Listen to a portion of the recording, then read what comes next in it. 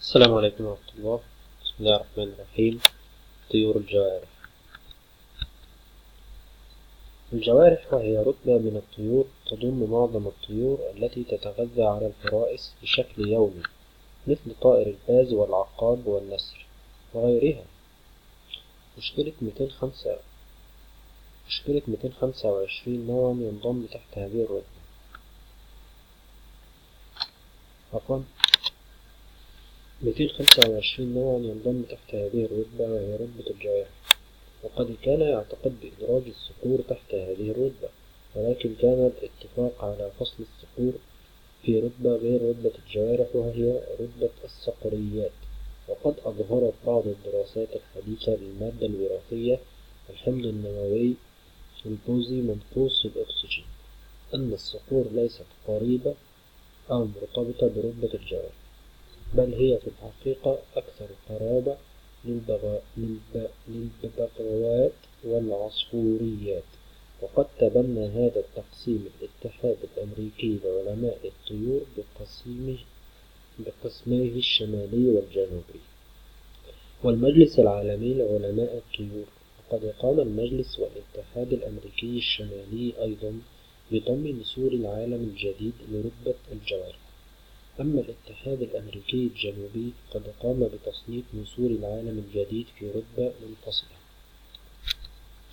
الجوارح ومعناها في اللغة: من الطيور والسباع والكلاب، ذوات الصيد، لأنها تجرح لأهلها أي تكسب لهم الوحدة جراحة، فالبازي جراحة، والكلب ضاري جراحة.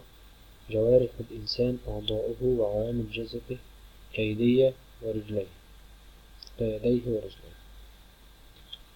فقد عثر العلماء على حافير لجوارح تعود إلى عصر البليسوين الأوسط، وما يميزها هو امتلاكها لمناقير حادة ومعكوفة، إضافة إلى وجود جزء أمامي مميز ناعم يضم المنخر.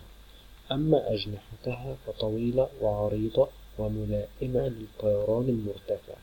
وتمتلك الجوارح أقداما وسيقانا قوية، ومخالب للصيد والافتراس، ومخلبا خلفيا للإمساك بالفرائس. ومعظم الجوارح من اللواحم، إذ تصطاد مستخدمة بصرها الحاد خلال النهار والغسق. والجوارح من الحيوانات التي تعيش طويلا نسبيا، وهي قليلة الإنجاب والتناسل. صغار الجوارح تظل فراخا لا تعتمد على أنفسها لفترة طويلة، تكبر فيها سريعا، وبعد ذلك تقوم بطيرانها الأول يتبعه 3 إلى 8 أسابيع من البقاء بالعش تحت عناية الوالدين.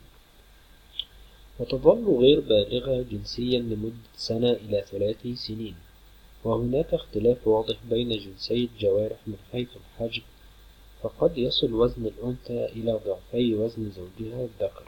وتظهر مثولية الشكل الجنسية هذه بشكل أوضح عند أكلات الطيور من الجوارح كالباز العصفوري والزواج الأحادي، بمعنى أن يتزوج الذكر زوجة واحدة فقط في حياته حتى تموت.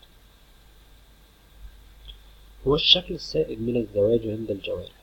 إن رتبة الجوارح من أكثر الرتب تنوعا في الحجم، حيث يوجد أفراد صغيرة تتبع رتبة الجوارح مثل الباز العصفوري، وأفراد أخرى كبيرة كنسور العالم الجديد الكبيرة جدا مثل الكوندور والإنتيس الذي قد يكون أكبر الطيور حجما.